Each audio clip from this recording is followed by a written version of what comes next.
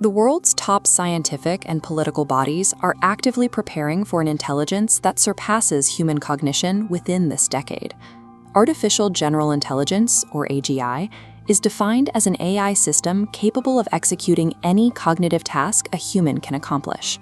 A recent report drafted for the United Nations General Assembly warns of irreversible consequences from uncontrolled AGI.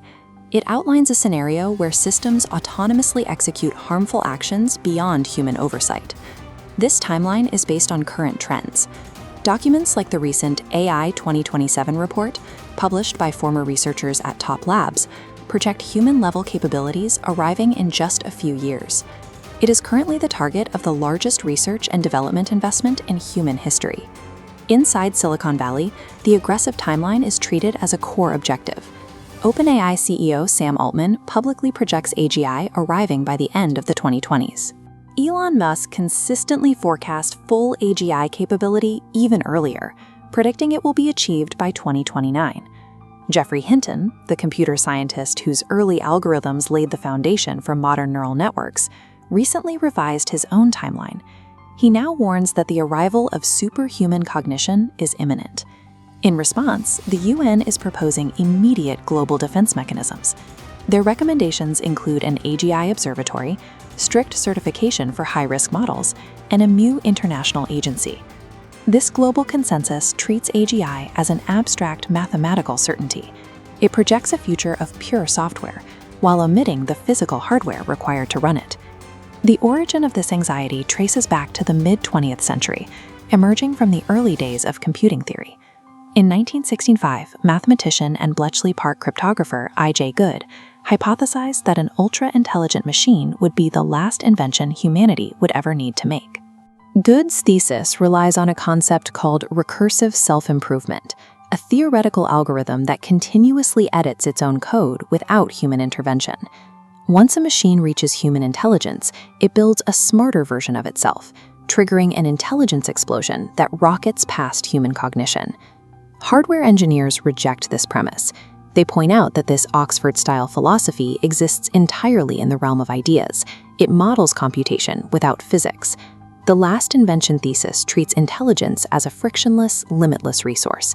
It assumes that if the code is smart enough, the physical world will simply bend to accommodate it. Computation is strictly physical.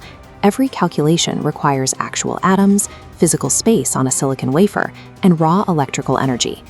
To understand the limits of hardware, we have to look at cache latency. Cache latency is the time delay required for a processor to retrieve data from its onboard memory banks. A modern GPU dedicates a tiny fraction of its physical area to actual computation cores and devotes almost all of its space to memory caches, layered as L1, L2, and L3.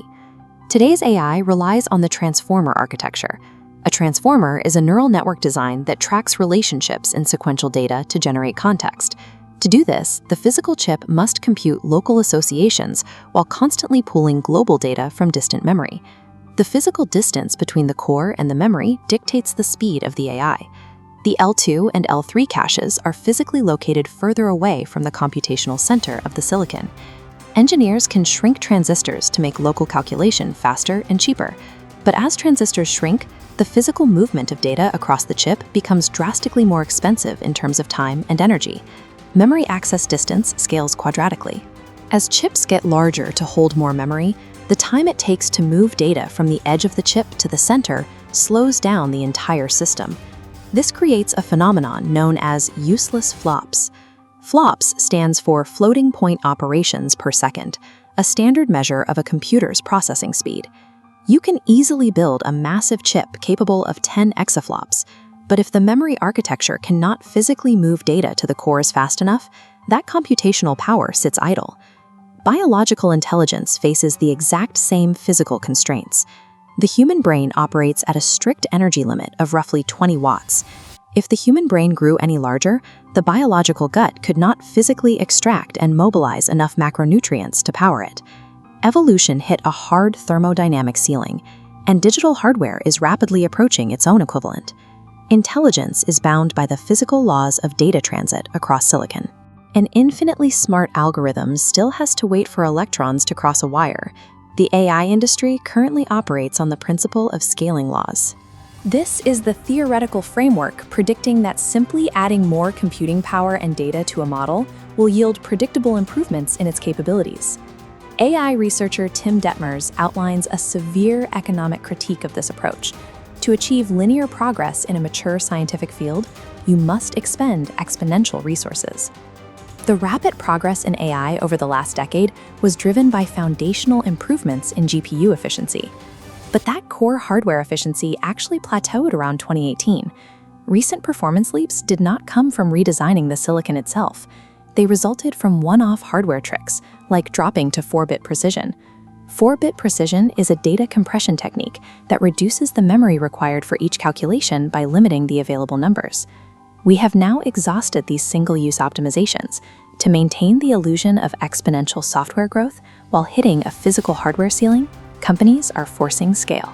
They are building massive, precarious infrastructure that demands extraordinary amounts of power and cooling. Relying purely on scaling laws will not trigger a magical intelligence explosion. It results in rapidly diminishing returns, bottlenecked by insurmountable thermodynamic and economic costs. Even if developers overcome the silicon wall and successfully boot up a perfect AGI inside a data center, that intelligence immediately collides with the macroeconomic reality of the physical world. Economists call this the O-ring bottleneck. The principle states that any complex system is only as capable as its weakest physical link.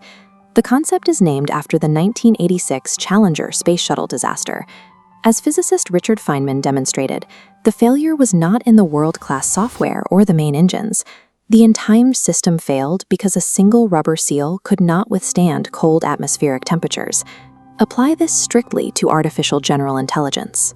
Imagine a server that instantly designs a flawless molecular blueprint for a drug that cures cancer.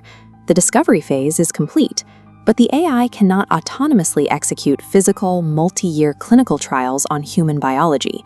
The AI cannot magically synthesize millions of doses of new molecules without sourcing raw materials through existing physical supply chains. And the AI cannot bypass international legal compliance frameworks or government regulatory approval boards. Automating the idea phase does not solve the problem. It simply shifts the bottleneck to physical testing, physical manufacturing, and human regulation. Proponents of the AGI timeline believe robotics will eventually clear these physical hurdles. They assume physical world data can be mastered just like internet text. The physical world is too chaotic to simulate perfectly. Gathering physical robotics training data is astronomically expensive and slow compared to scraping language models from the web. The friction here is tacit knowledge. Tacit knowledge is the practical, experience-based know-how that humans use to solve localized physical problems, information that cannot easily be written down or digitized. When Henry Ford launched the Model T, the true revolution was the tacit knowledge embedded in the factory floor routines. Competitors like Toyota couldn't simply steal blueprints. The value was the human culture, solving localized problems when machines inevitably jammed. The current strategy in the United States aims to build a centralized superintelligence, operating on the belief that the smartest model takes the entire market. China is prioritizing a model of economic diffusion. Instead of chasing a singular superintelligence, they are subsidizing the widespread deployment of models integrated directly into physical industries. Hyper-optimizing a massive model in a server yields diminishing returns. Real economic growth requires localized, practical implementation on the factory floor. Economic dominance in the AI race depends on the successful diffusion of models into physical supply chains, rather than the raw cognitive power of a centralized algorithm. The United Nations is correct to prepare for the massive economic disruption that advanced AI will bring. But the fear of an unstoppable, godlike AGI relies on a framework that ignores the laws of physics. As digital intelligence and ideation become cheaper through automation, the market value of physical execution and human judgment increases proportionally. The ability to navigate regulatory friction, manage chaotic supply chains, and apply tacit knowledge to physical problems are becoming highly valuable assets. Humanity will not be rendered obsolete by an intelligence explosion. Software cannot execute in the real world on its own, and we are the physical bottleneck it can never solve.